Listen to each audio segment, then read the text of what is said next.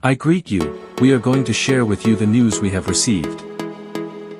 President Donald Trump on Thursday threatened to impose a massive tariff on European alcohol in response to the European Union's retaliation against his steel and aluminum tariffs, a tit-for-tat escalation of a trade war that could easily get out of hand. In a post on Truth Social, Trump said his administration would impose a 200% tariff on alcoholic beverages from the EU unless it rescinds the 50% tariff the European government imposed Wednesday on U.S. spirits. If this tariff is not removed immediately, the U.S. will shortly place a 200% tariff on all wines, champagnes, and alcoholic products coming out of France and other EU-represented countries, Trump said.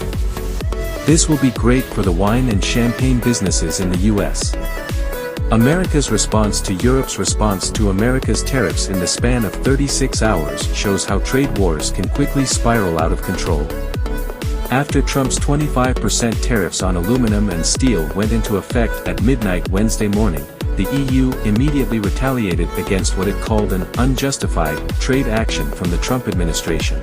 The EU's countermeasures included tariffs on €26 billion, $28 billion, worth of American goods, including tariffs on boats, bourbon and motorbikes. The measures, which are set to go into effect in April, are swift and proportionate, the EU said in a statement. America's spirits industry said Wednesday it was bracing for pain from the retaliatory tariffs. Now, if the trade spat continues to escalate, U.S. booze makers may need to contend with even more retaliation. The White House has withdrawn its nomination of Dr. Dave Weldon to serve as the director of the U.S. Centers for Disease Control and Prevention, two Trump administration officials familiar with the decision told. The Senate Health, Education, Labor and Pensions Committee canceled Weldon's nomination hearing on Thursday, following the withdrawal. In the past, the CDC director has been appointed to lead the office. This was to be the first time the Senate has had a chance to vote on the nomination to lead the agency. Trump officials had privately voiced concerns with Weldon's recent comments expressing skepticism about vaccines. Even U.S. Health and Human Services Secretary Robert F. Kennedy Jr., who has a long history of questioning vaccines, had concerns, the sources said. Axios first reported on the White House's decision to withdraw Weldon's nomination. Weldon's nomination had been sharply criticized by health experts since it was announced last year. Weldon served 14 years in Congress, representing a Florida district near Tampa from 1995 to 2009, and had introduced legislation that would have shifted vaccine safety oversight away from the CDC.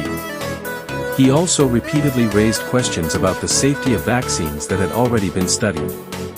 Senator Patty Murray, a Democrat from Washington, told CNN this week that Weldon repeated, debunked claims about vaccines in a meeting last month. In a response to late Wednesday, Weldon rebutted her comments and said he assumed she is like many other Republican and Democrat members of Congress, she too might be in the pocket of Big Pharma that has been desperate to scuttle the nomination of Bobby Kennedy at HHS and me at CDC. CNN has reached out to Weldon for a response to the withdrawal of the nomination.